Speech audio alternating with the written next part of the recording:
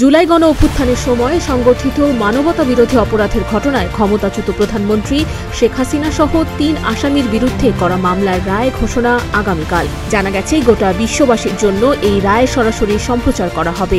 একই সঙ্গে সংস্কৃতি মন্ত্রণালয়ের উদ্যোগে ঢাকার বিভিন্ন স্থানে বড় পর্দায়ও এই বিচার কাজ দেখানো হবে।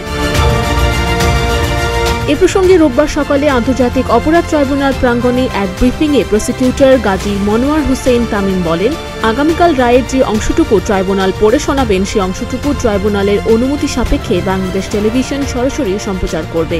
আর বাংলাদেশ টেলিভিশনের মাধ্যমে দেশের অন্য সব গণমাধ্যম তা সরাসরি সম্প্রচার করতে পারবে।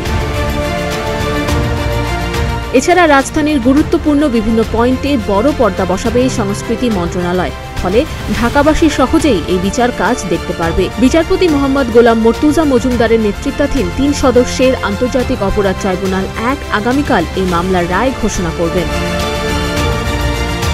শেখ হাসিনার পাশাপাশি এই মামলার অপর ২ আসামি হলেন সাবেক স্বরাষ্ট্রমন্ত্রী আসাদুজ্জামান খান কামাল ও পুলিশের সাবেক মহাপরিদর্শক চৌধুরী আবদুল্লাহ আল মামুন। এর মধ্যে সাবেক আইজিপি মামুন রাজসাক্ষী হিসেবে জবানবন্দি দিয়েছেন। ডেস্ক রিপোর্ট, প্রতিদিনের বাংলাদেশ।